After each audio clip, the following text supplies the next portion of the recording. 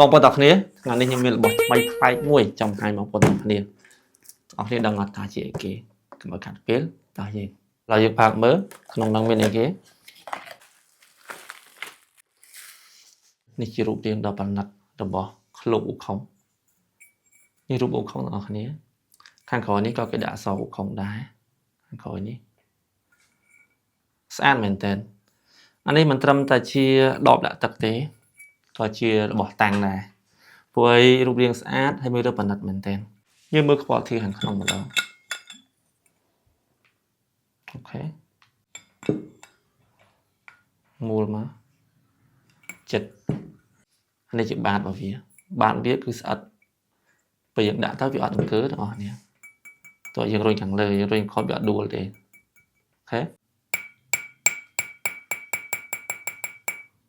ក្នុងហ្នឹងក៏មានខ្សែរបស់វាមកដែរ